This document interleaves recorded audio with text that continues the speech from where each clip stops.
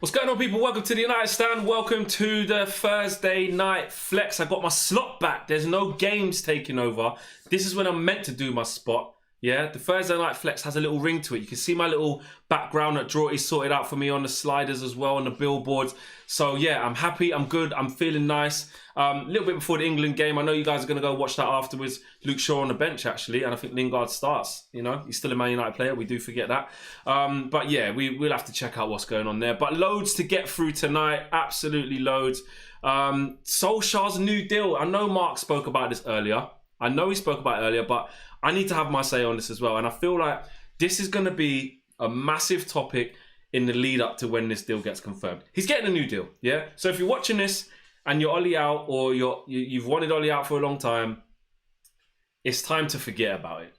It is. It's almost time to, like you're at Fort Park, you know, when the thing comes down on the ride, you pull it down, you click in. It's time to just do that. If you're Ollie out, because he's going to get a 3-year contract or 2 years with an extension, with the option for a further year. It's gonna happen. And the biggest thing is that it's gonna happen regardless of whether he wins a trophy or not, which is another story. So I want to talk about that.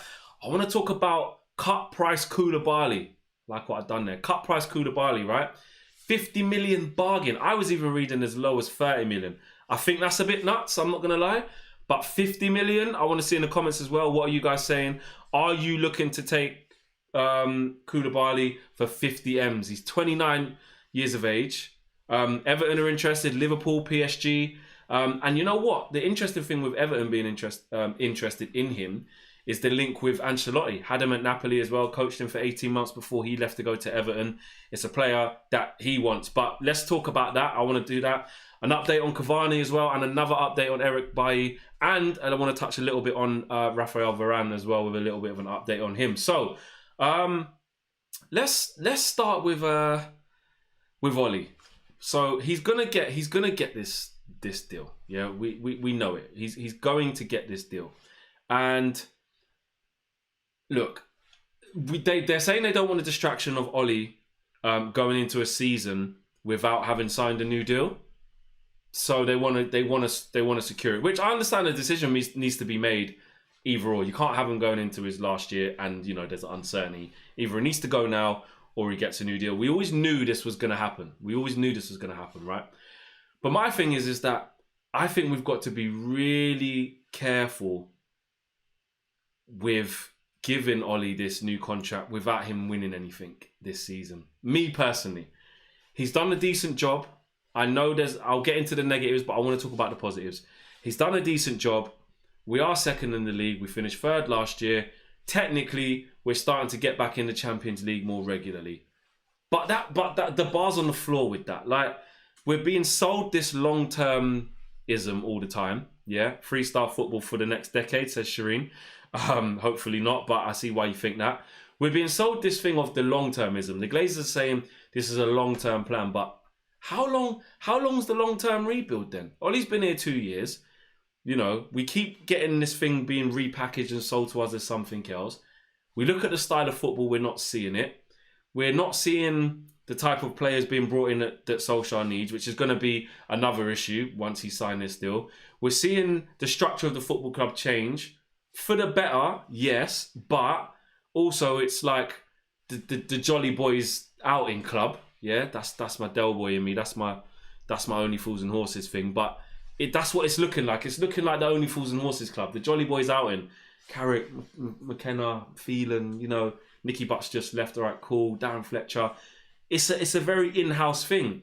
It almost sounds like they're just keeping Solskjaer there because he's the easy guy to keep. Do you know what I mean? How much progress are we really making? Now, look, if you think about it on the other side, Jose Mourinho, he got an extension. And I remember when he got that extension, I was thinking, why? Like, he hasn't really done anything. And then he went on to win. He did win the EFL Cup and he did win the Europa League. But then it went to shit in the next season, then he got sacked. So you have to understand this, guys. Just because Ollie does get the contract, and I'm not saying he's close to getting sacked, I'm just saying it can still go to shit and he can still get sacked. At the end of the day, if Ollie signs this contract, well, when Ollie signs this contract, right, and it gets to next season, that's one thing. But if the results are awful and we find ourselves outside of the top 4, struggling in 8th or 9th, and we start losing loads of games, he'll get sacked. But I do think they think it's easier to keep Solskjaer there, not just because of the yes man thing, but because he ain't really going to go against the grain. They just want to make their money. They just want to keep getting top 4, and that's good enough. And I think that's what this appointment does show us. It shows us what we already knew. The fact that they're willing to give him this long-term contract without winning a trophy shows us that actually it's not really important. They're saying, we'll give you this contract, but it either comes with the territory, a trophy, or it doesn't. And it shows us that they're not going to back him as well, because they don't back any manager. So we know those two things. Ollie's going to be over the moon. Ollie, of course, look, he wants the job. He wants the best for Man United. He's a Man United guy. He wants it. But I just think there's a big issue in trying to repackage this thing of calling it long-term this, long-term that. It's already been 2 years. The rebuild's already been, going into its 8th/9th year since Sir Alex left. We've been rebuilding. So in one way, that's their way of saying, okay, we're not going to keep rebuilding again. But we're saying, well, we're still rebuilding because we're not there yet. We're still miles off winning the top trophies, especially with the lack of backing. But Solskjaer is the perfect manager for that. He's not going to come out and do something like what Jose did and say, listen, the board is shite. They're not getting me what I want. He's never going to do that. I don't think he's going to push too much against the Glazers. And he is a Man United in-house guy. So all these factors contribute to them wanting to keep Solskjaer there. Money grabbing owners, that's what we know. Saeed says, Konate, Zakaria and a good striker needed, and rumours are also going around about Juve selling Ronaldo for 20 million in the summer. Right wing sorted. I don't know about that. We definitely, look, Konate, yeah, I hear what you're saying. Zakaria, yeah, I hear what you're saying. We have to get this centre back, and that's another thing. Ollie signing this deal, I wonder what conversation Ollie would have had in signing this deal. Is it that he's still just very happy to be here and is never going to walk out that door unless he's sacked? Because it's just a dream job. He loves Man United, and fair play to Ollie. Ollie 100% believes that he can return the club back to the top. 100%, and I get that. Don't be in a job if you don't think that, Ollie. I don't think people who think, Ollie's just enjoying it, he doesn't think he can actually do a good job, he's just lucky to be there. That he might have thought that at the beginning, but right now, 2 years into his rebuild, he's got us 3rd and hopefully 2nd. We're getting to a lot of semi-finals or deep into the latter stages of competitions and losing, but he'll want to put that right. But he will believe that he can do the job, and I understand that. Before I carry on, Jazz Mate is the latest member of the UnitedStand Members Club as well. Big up yourself, Jazz. So yeah, back to Ollie. I wonder what the conversation would have been with him in the boardroom. Would it have been, do you know what? I don't care what the terms are. Would he have said to his agent and the people who look after him, his representatives, I don't care what the terms are, just sign the team. I'm at Man United. I'm at my club. I've always wanted to take over from Sir Alex Ferguson. It's a dream come true. I'm never going to leave this football club until I'm pushed out the door. Until either the fans turn on me, which it will take a hell of a lot for that match-going fans to be booing Ollie and saying Ollie out. I don't think that will ever happen. Even if the results got super, super bad, they might boo the team and all that, but they would never do the whole, Ollie, F off, you this, you that, get out, and all that would never happen because of his affiliation to the club. I've got too much respect for him, and I don't mind that. I understand that. But would it have been signed on that, or would Ollie have sat down and demanded stuff? Would he have sat down and said, all right, Ed, look, I love being here, and you know me, I'm going to try and I want to make this work. I'm not going anywhere. But if you want me to sign this, you have to give me X, Y, Z, or I ain't signing. Ollie's never going to do that, in my opinion. I would love to have been a fly on the wall in that boardroom when they started discussing with Ollie's representatives. Because I think it's the first one. I don't think it's the second one. I don't think Ollie's gone, you need to give me this, and this, or I ain't signing. Because I'm operating with one hand, maybe even two hands tied behind my back here, and I'm struggling with that. You need to give me that. You need to give me what I'm worth. Not only that, but you need to give the team what it's worth. You need to give the fans what they're worth. You need to start operating like a big club.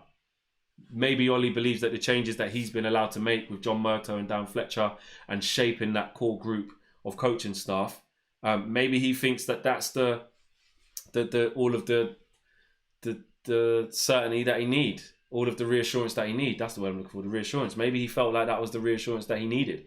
I don't know. But I know one thing. I know he hasn't gone in there and said, listen, I want this, this, and this, or I'm out.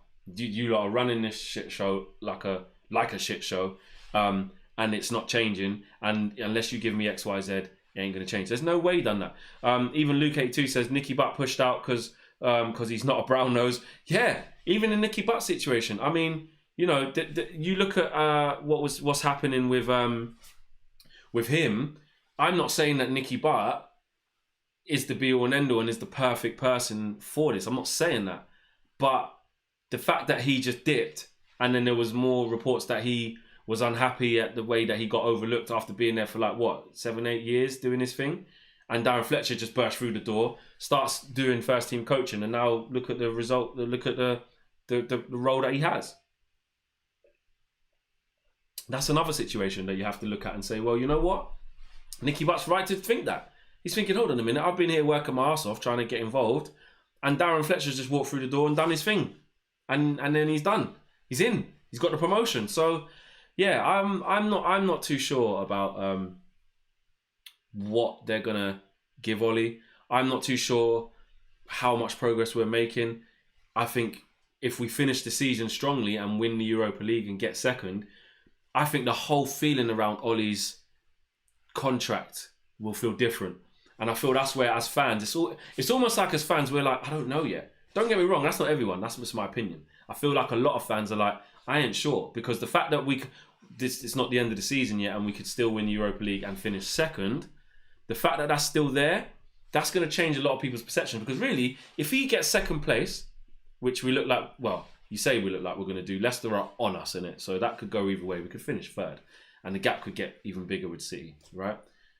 But say we finish second and we do win the Europa League, that is progress, guys. Like, he's got his first trophy under this regime. Our first trophy in 4 years? 4 years, right? And it's a big step for him and a big step for this team. They've won an important trophy. Yes, it's not the Champions League. Yes, it's not the Premier League. But out of the FA Cup and Europa League, it's a dominant trophy. It's a major trophy. So if he gets that, you have to rate him. And if he gets second, you have to rate him as well. So that massively changes the dynamic of the contract and whether he deserves it or not. If he finishes fourth, imagine we come back and we got 8 games to play. Imagine we come back, we go off the boil, not enough to drop out the top 4, but we go off the boil. Leicester get a little bit of a lead against us, and this is me being real pessimistic, glass half empty. But let me land, yeah. Imagine then we Leicester catch us, they get a lead on us. Say Chelsea catch us and then get a couple of points ahead of us, and then we finish fourth, yeah, because we scraped it, and then we don't win the Europa League.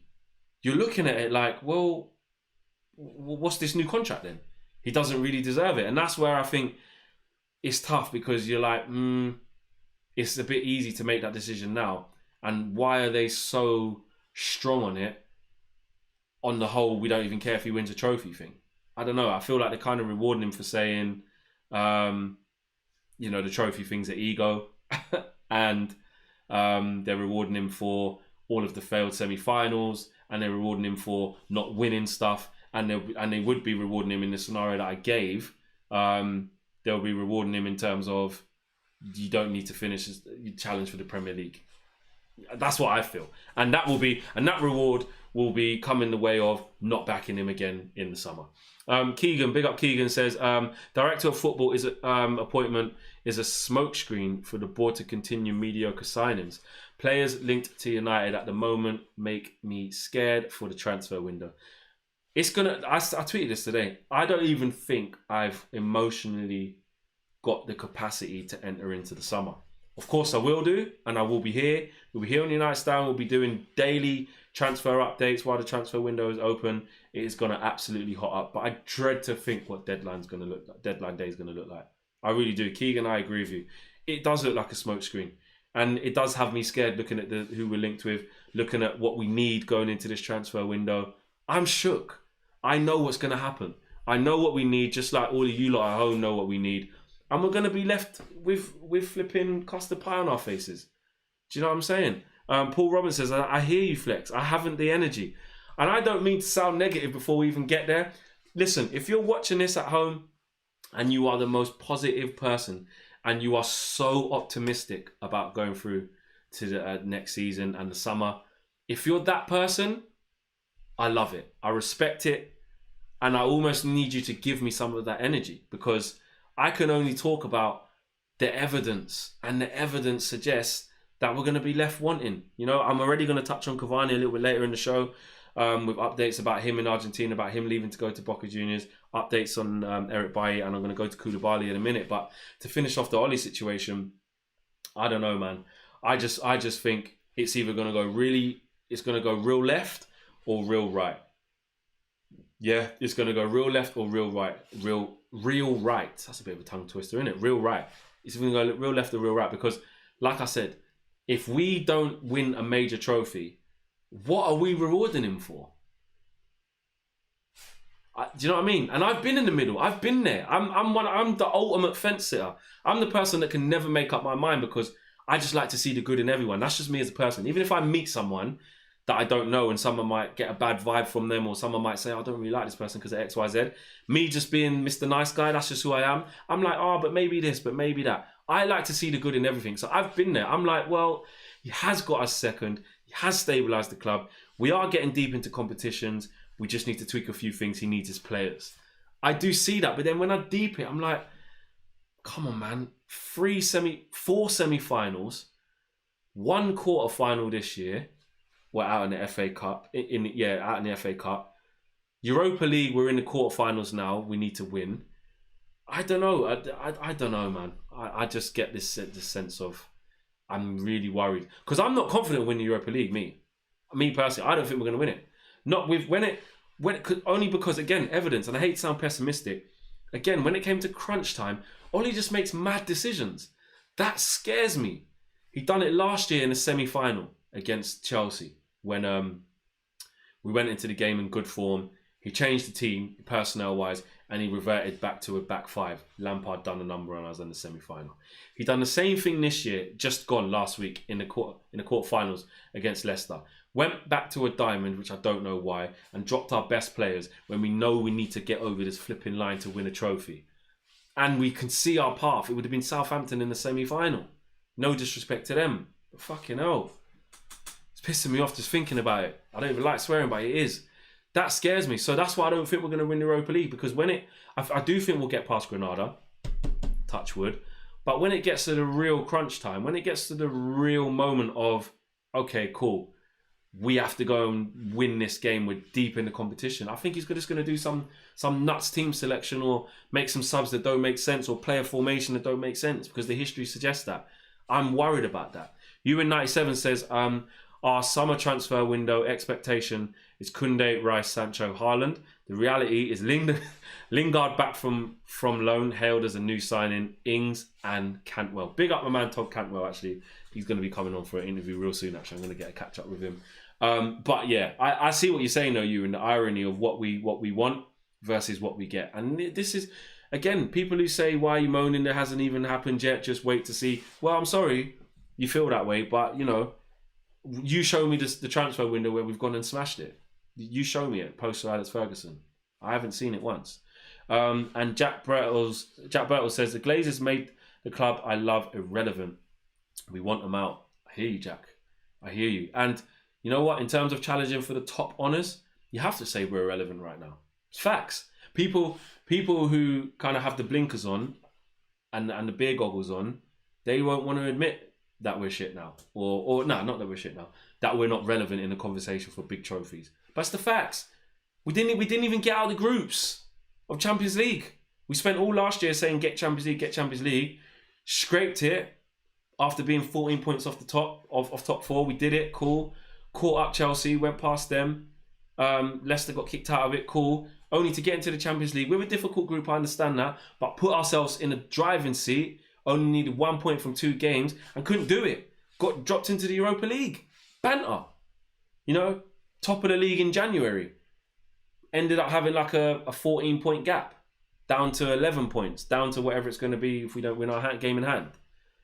So we're not relevant for the big trophies. And then now we're in Europa League. FA Cup got booted out because we made the wrong thing. So Jack's right. The Glazers have made the club that we love irrelevant. He's spot on. I want to touch on Koulibaly. Before I do that, smash a like on the video, subscribe if you're new as well, and get at me in the comments as well. I want to see what you guys think about this. Make sure you guys subscribe. 1 million and 10,000 is that? Wow. 1,010,000 subscribers. I thought it was 1,001,000. Wow, my maths is off. 1,010,000 subscribers. So yeah, we're on the road to 1,011,000. So make sure you like, share, and subscribe as well, as the mods are telling you to do. Let's be positive. Glory, glory, Man United, says Jeremiah. All right, well, on a bit of a positive. Koulibaly, 50 million bargain, peeps. What are we saying? Give me a yes or a no in the comments and let me know why. I want to see why. 50 million, you got Everton interested, Liverpool, PSG as well. He's 29 years of age. Now, you got to remember, this time last year, pre-COVID, even though we was just getting into COVID, Koulibaly was looking a very, very nuts price. Yeah? We're looking at 100 M's, 90 M's. 28 years old he would have been. No. Yeah, we weren't going to write a check for that. We weren't even writing it for Sancho. Everyone's saying yes. H says yes. Alexis says yes. Hell yes, yes. Couple of no's in there, but pretty much a unanimous yes from everyone. For £50 million, they better go and buy Koulibaly, or they better be in the conversation. What actually worries me about this, and Shahid, thanks for the contribution, says, when it's crunch time, Ollie crumbles. He's not brave. Yeah, I agree. Again, the evidence suggests that. But what my worry with this is, and take this with how you want, but you have to look at the relationship here, is Ancelotti involved in this? Because Everton want to sign him. And I know some pedantic people might say, oh, why do we want him if Everton want him? That means he's not the calibre of Man United. No, you got to look at who's there. Carlo Ancelotti is Everton manager. He managed Koulibaly for 18 months at Napoli before he left to come to Everton. He knows him. He trusts him. Managers always do that. Look at what Southgate's doing with the England squad. Jesse's back in it. You know? Eric Dyer's still there. Do you know what I mean? So players get in based on the manager trusting them. And he wants the player. And at 50 million, he's a much more achievable target for a lot of people because of COVID, because of another year run down on his contract. Napoli don't have the same bargaining power as they did this time last year. So he's definitely an option. I'm saying if you can tell me that we had to pay £80 million for Harry Maguire and we won't pay 50 for Koulibaly, I'm done. I'm out. I'll stop doing the UnitedStand. I won't stop doing the UnitedStand, but I'm out. Because Liverpool, PSG, again, that brings Liverpool into the equation. They can afford that. Liverpool can afford that. Everton can afford that. And someone just said there in the comments, Everton are a well-run club. They are. You know, they back the manager, and there's a lot of talk that Ancelotti's going to get further back in again this year. Look how well they bought last year. So they'll be in for him. They already got Godfrey there. Michael Keane's doing well. Yerry Mina's doing well, and they're still looking to go up gears. They've got Luka Dean doing really well as well. They've got players. They'll probably get a new right back because Coleman's old. So, you know, if you can't keep looking at other teams improving, even though it's Everton and they're not quite there yet, Koulibaly can come to us and do a madness. You go and get him. Brutos says, sell Maguire to Napoli. Don't think they'll take him. Mini19 says, Ollie and Glazer is a perfect match. Who else wants Ollie if he is out? Glazers will be more than happy to get Ollie, who will not go against them. That's basically what I was touching on earlier. Yeah, I hear what you're saying. He's perfect. But for our club, we are not going anywhere, which is sad. Next super chat here is from Green Grits. Green Grits says, with the infrastructure we have, Fletcher and Murto, etc., I bet if Ollie gets sacked mid-season, we go for gigs. Someone fit in this DNA obsession. Do you know what? That's another thing, back to the Ollie thing. The biggest clue yet that Ollie was going to get this contract was that infrastructure change. And you know what, Green Grits? You've just made a mad statement. But imagine. Nah, surely. They'll all have to go. If Ollie gets... Because these guys are Ollie guys. They're club guys. Unless they do get gigs. Oh, don't even put that into the atmosphere, bro. Or sis, if Green Grits is a girl. Wow. That's just made me think something I really didn't want to think of, man. Fuck. Imagine that. Oh, we've got McCarrick. Well, we call it McCarrick. We'll call the coaching staff McCarrick and Phelan. McKenna, Carrick, Phelan, Ollie, Fletcher. Oh, we've got these guys. Ollie's gone. We're bringing Giggsy. Oh my God, that would be a madness. Kentner says, Flex, I had a nightmare when you banned me from UnitedStand. Felt like Ricky when Martial and James doesn't play. Well, I don't know, blocked you. You must have done something silly, Kentner. I don't know. The mods must have sorted you out. I don't know. I don't know why you've been blocked. I don't know. You tell me. You tell me. But McCarron Flex. McCarron, yeah, says Ben Shields. Yeah, maybe we can call him McCarron. But back to the Koulibaly situation. I would have him all day long. And if we're serious about getting a centre back, you know, he's got to be on the table. But you know what's going to happen? We ain't getting him. We're going to get some youngster who we've never heard of before. We're going to get or a player just plucked out the blue. So random. That's what's going to happen. It's just how we move. And for me, that's an issue. That's a big issue. Because we're not going to get who we want at all. And I think someone like Everton or PSG or someone will just come swooping in for him. And they'll get him. It'll be typical. You just know what's going to happen. Another thing is Varane. Varane, it's a weird update because it's not really an update, but it's an update. The update is that he wouldn't get drawn into talking about his future. But he's still available. He obviously he's doing the respectful thing. When he was asked a year or so ago, he said, look, I'm happy here or whatever. I'm going to do my job for the team and focus on it. I don't really want to talk about my future. We're all 11 leaders. We've won a lot of trophies. Blah, blah, blah, blah, blah. What respectful players do? They don't do the whole, I want a new challenge or I want to do this, I want to do that. They ain't got the mad agent like the Pogba situation. It ain't there. Do you know what I'm saying? So I think that he is going to be available. He hasn't signed a new deal. He ain't going to sign a new deal. Supposedly with the reports, they're not offering him what he wants. If you're offering me a choice between Varane and Koulibaly, I would say Varane. But with our budget and what we're going to spend, I'd rather spend 50 million on a centre back, obviously, than 80, 90 million. But I don't think Varane's going to be 80, 90 million. He's going into the last year of his deal and he's not going to sign a new one. So could we get Varane for 50, 60, 70 tops? If that's the case, you get him. Tabarez Hassan says, if Napoli are willing to swap for Maguire, then okay. Tabarez, they're not, well, surely they're not stupid. Surely they're not that stupid. I mean, a straight swap for Varane. A straight swap for Koulibaly and Maguire. I'm all over that, 100%. I really am. But it's not going to happen. It really isn't. But the Varane situation is interesting. I think it's something that's going to keep going on and on and on to the summer. We heard about the Alaba thing. He's got the pre-contract with Real Madrid, so we know what's happening there. No chance of us getting him. Although I would have loved to have got Alaba as well. But it's not going to happen. It's not. And the hunt goes on. And I will say this before I move away from the centre-back. I will say this. I know we've got a lot of links. You know, the Pau Torres thing is there, always lingering. The Jules Koundé thing at Seville is always lingering. The Konate situation is always lingering. And I know they're the main targets. The Milinkovic one as well. Was that his name? Can't remember his name. I think it was from Roma. He's lingering. But one thing I will say is we don't necessarily always have to know what player it is. I just want the scouts to do their flipping job. Like, you know, like how Leicester scouts did it for Fofana.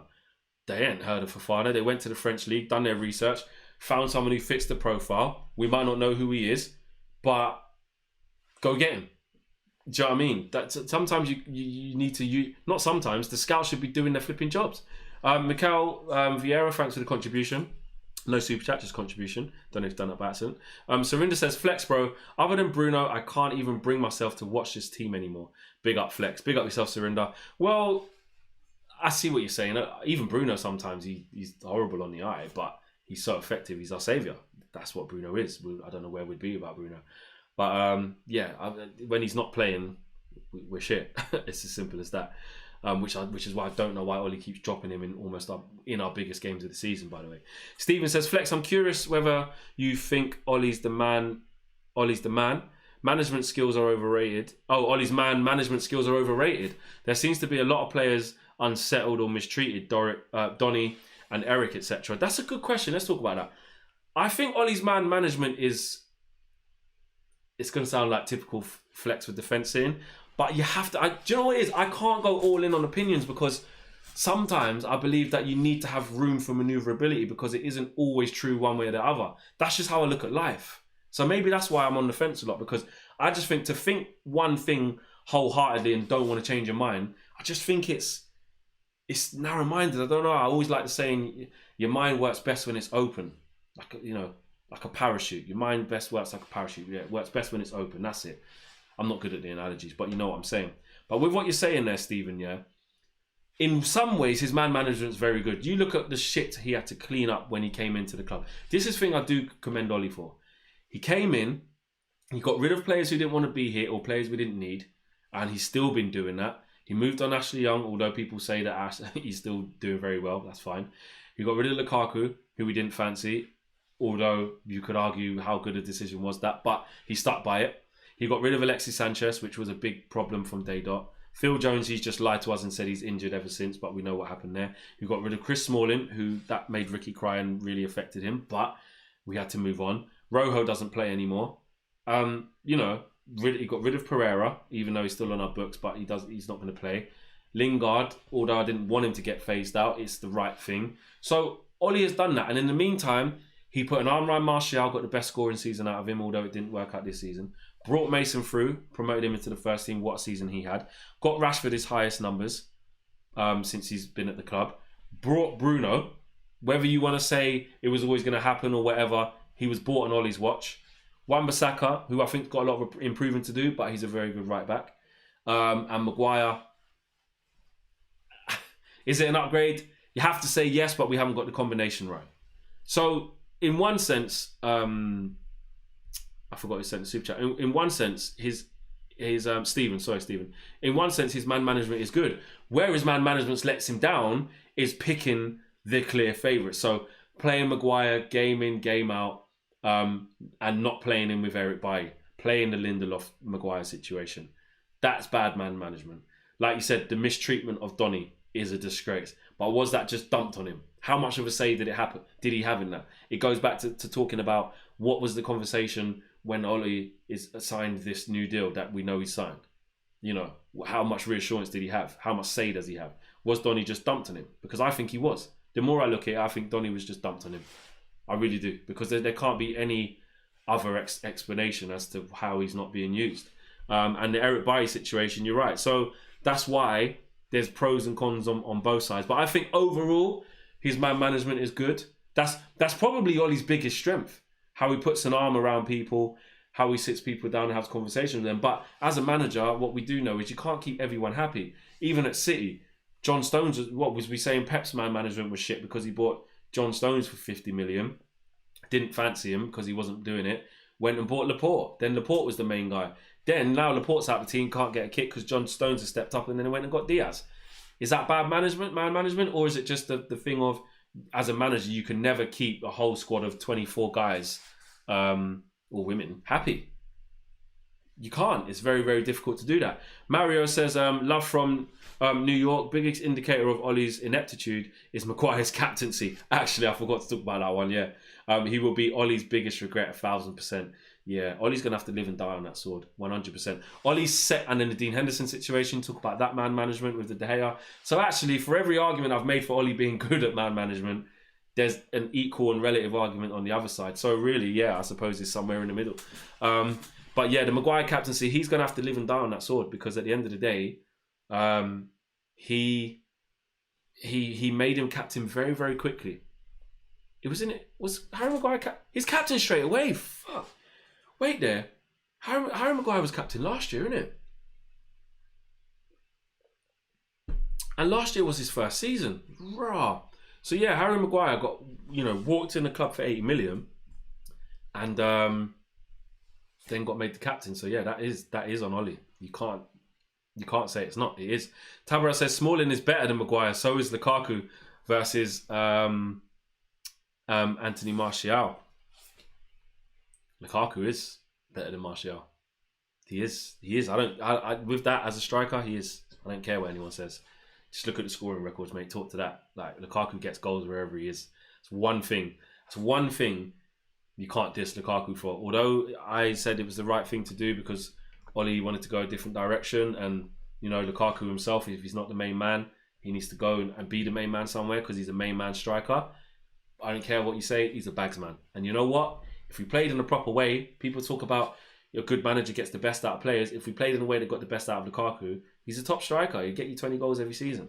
Pedro Horse says, the problem is always blaming the board for mistakes and say, oh, how much is Ollie's fault there? But then he's a yes man to the board, so he keeps the issue.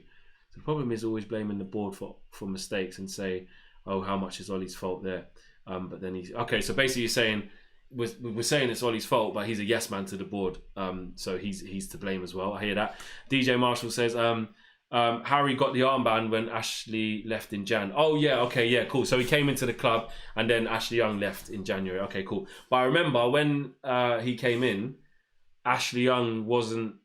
He was in and out of the team because Wan-Bissaka was there. He weren't getting game time. I think was that what happened? Yeah, I'm losing track now. And you know what? Being in COVID just makes your whole head just spin. You forget all the different timelines. So yeah, we got Maguire and Wan-Bissaka in the same window, and Ashley Young was still here. So Ashley Young must have went in the January after, like I said, he wasn't getting enough game time and realised he wasn't going to be the number one right back. Went to Inter Milan, and then we gave that a captaincy. But still, that means that means Maguire came in the July or the August, and by January he was captain. Shit, you know what I'm saying? So basically, he did just walk straight in. And do that. So there you go. A little real quick one as well. Cavani update. Again, Argentinian reports are saying that he wants to go there to Boca Juniors. I'm already bored of that one. Honestly, I hate to be horrible because he's still here. Just go. He's injured all the time. He's not reliable. Just go. Do you know what I mean? I really do think that he needs to go because we can't rely on him. We cannot rely on him. The best thing to do, I'm not even going to say cash in because we got him for free anyway. That just shows you where we're at. So that's the very quick update on Edinson Cavani. Anyway, guys, I know Mark's live. Head over to his stream now. Let me. Is he live now as well? Yeah, he is live. Head over to his stream, and I want you lot to put in the comments. Just put J Lings. J Lings starting. Go and spam up the comments. Go and raid. And say J Lings as well. And shout out to everyone who was bigging me up on the FIFA stream as well over there on my channel. Make sure you guys check that out on the Flex as well. And make sure you check out Mark's stream as well on his FIFA thing as well. He's Newcastle at the minute as well, so he's doing well. So anyway, subscribe if you're new to UnitedStand. Smash a like on the video. Peace, guys. I am out of